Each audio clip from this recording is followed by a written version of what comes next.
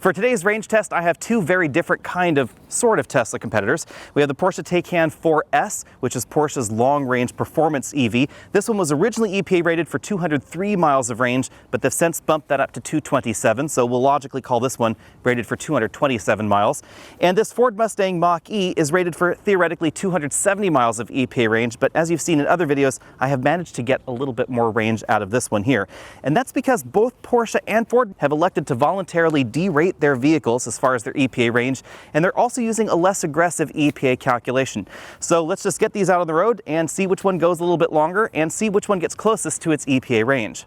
Let's go over the drive route. We're going to drive from San Jose, California down to around King City or so, and then back to Gilroy where there's an Electrify America charging station that should charge both of these vehicles at their max rates. Now, most likely I won't need to DC fast charge there. I'll be able to return to my office, but because the Porsche has a slightly smaller battery pack and considerably wider tires, it's going to be a little bit shorter when it comes to real-world range figures. I want to give a big shout out to AOA viewer Ron, who not only let us borrow his Porsche Taycan, but also volunteered to drive it himself. So he's the one behind the wheel of the Porsche, I'm behind the wheel of the Ford. To make sure that everything is as fair as possible, we set the climate control in both vehicles to 69 degrees Fahrenheit. Now there is one variance here that I should let you know about.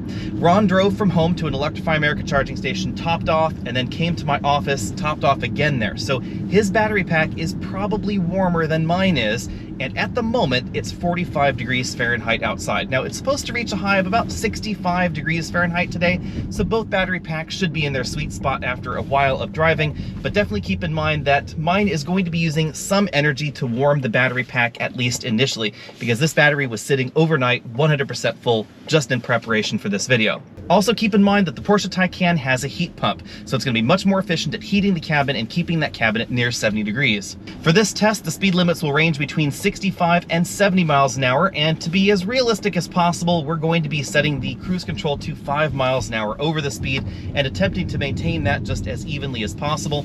The Ford Mustang Mach-E will be in the lead on the way down, the Porsche will be in the lead on the way back up.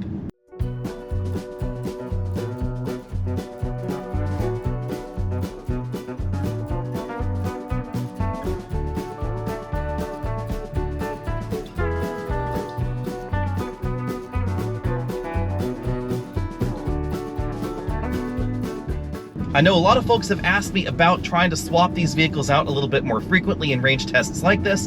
However, I consulted with a number of aerodynamic experts. I have some friends at JPL, and they told me that at the speeds these vehicles are traveling and with the aerodynamics involved in both of these vehicles, that you would have to be so close to one another in order for drafting to really make much of an effect that it's not really a rational consideration.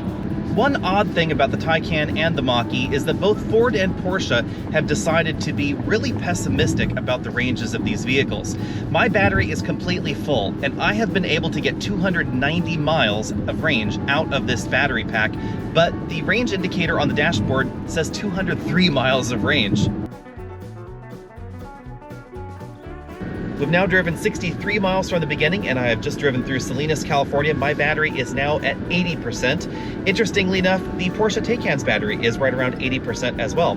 That means that if both of these meters are accurate, the Taycan is just a little bit more efficient than the Mach-E. That shouldn't be too surprising because it is an awful lot sleeker than the Mustang Mach-E. It's also lighter. The Mach-E is pretty heavy. It's just about 5,000 pounds. Now the Taycan is no lightweight, but it is a little bit lighter than this.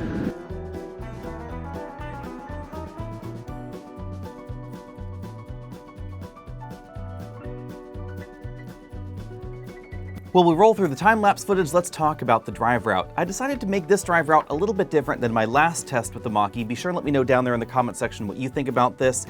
In this test, we drove on Highway 101 basically most of the way and then just turned around and came right back. So that way most of the miles here were at higher highway speeds. There are portions of 101 in this test that have a speed limit of 70, and on the way back, let's just say that Ron was going a little bit quicker than we had initially planned in his Porsche.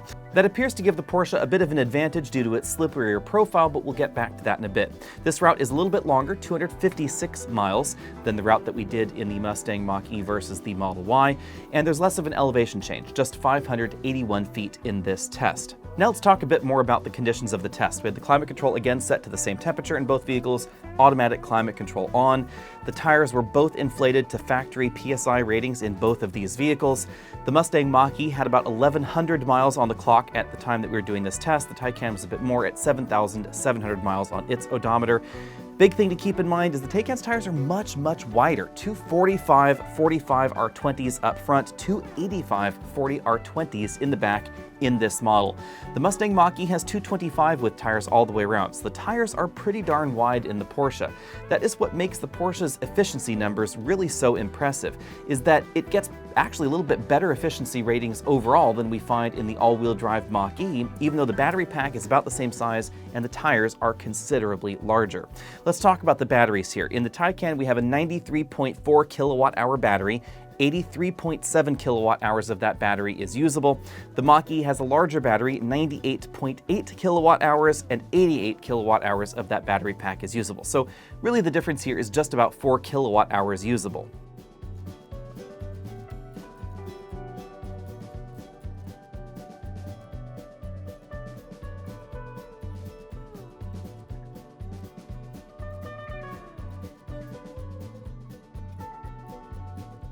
At this point in the test, we got stuck in amongst a group of supercars that was for some reason going incredibly slowly on Highway 101. The speed limit here is 70 miles an hour, and for some reason they were doing 10 miles an hour below the limit, basically 20 miles or so in total distance. Now, I was able to eke out just ahead of some of them due to a little gap in the traffic. Ron, unfortunately, was stuck behind them for a good, honestly, 10-15 miles. So his speeds ended up being a little bit lower in this area. I ended up going to the turnaround point and then just waiting for him there. He wasn't able to squeeze through. Now, initially we thought that maybe they were going to try and do some road racing or something like that, and that's why they were holding up traffic and they were just going to rocket off into the distance, but that didn't happen. They ended up just hanging out there for no particular reason, blocking traffic for a good 20 miles or so. We're now about 11 miles from our turnaround point, and one odd thing about the navigation system in the Mach-E is that it does not constantly update its range estimates. So it thinks that I'm going to hit our turnaround point with 37% of the battery left, and that's why it wants me to DC fast charge once on the way back north. However, if I look at my actual battery state of charge right now, I'm at 58%. So it's really not logical that I'm going to lose 20% of my battery in just 10 miles.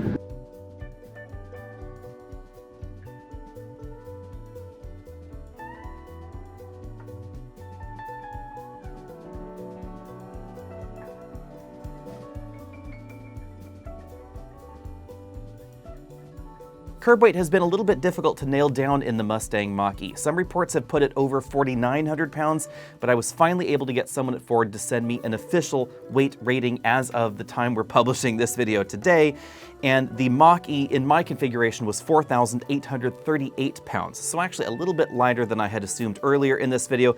The Taycan, 4,771 pounds as equipped.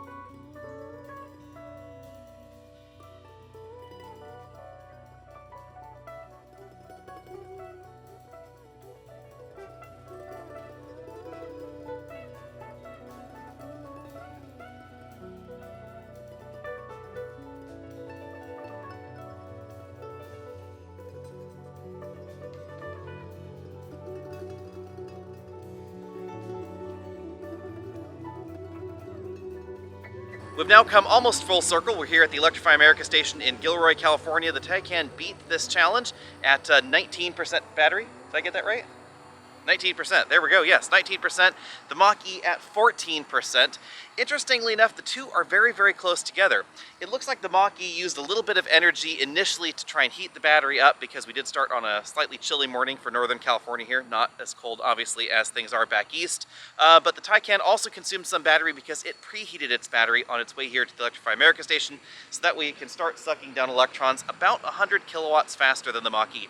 The Mach-E is going a little bit faster than Ford's claimed It's currently charging at about 165 kilowatts, but the Taycan here is sucking down things at around 260 or so. That's about its maximum speed. So there we have it. Real-world range ended up being shockingly similar, and once again, as you've probably seen in other reports, the Porsche has some really incredible real-world numbers.